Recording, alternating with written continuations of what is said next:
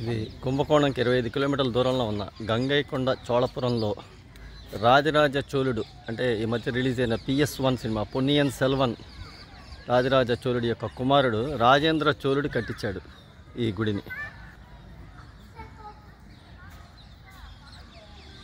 తన తండ్రి రాజరాజ చోళుడు తంజావూరులో బృహదీశ్వరాలయం కట్టించాడు.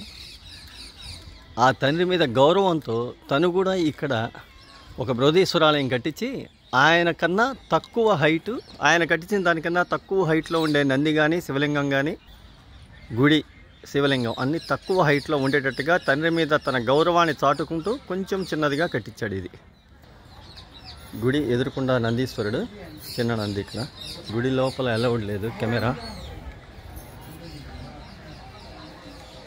అందుకని ఇంతవరకే తీస్తాను.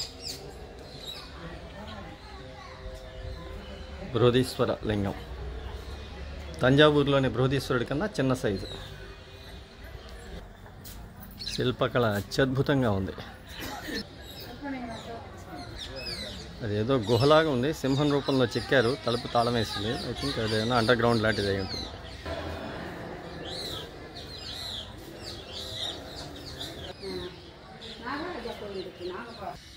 గుడి ప్రధాన గోపురం ఇది.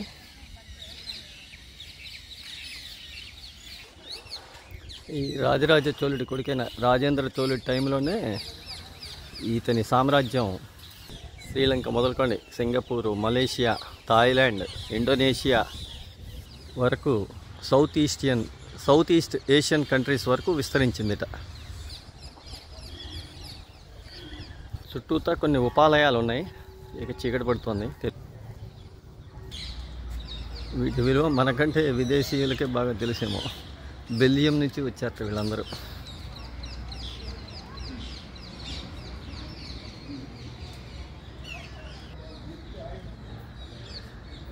చెప్పా కదా ఏవో చిన్న చిన్న ఉపాలయాలు. ఇది కూడా ఒక చిన్న ఉపాలయం.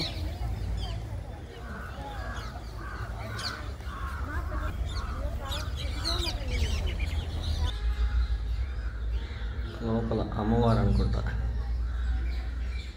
చెప్పా కదా ఇందాక సింహం రూపంలో ఒక గుహ లాంటిది ఏదో చెక్కారు, తాళం వేసింది. లోపల అండర్ గ్రౌండ్ ఏదో ఉన్నట్టుంది. మరి ఇది ఒక పెద్ద బావి, గ్రిల్ వేసి పూర్తి చేశారు.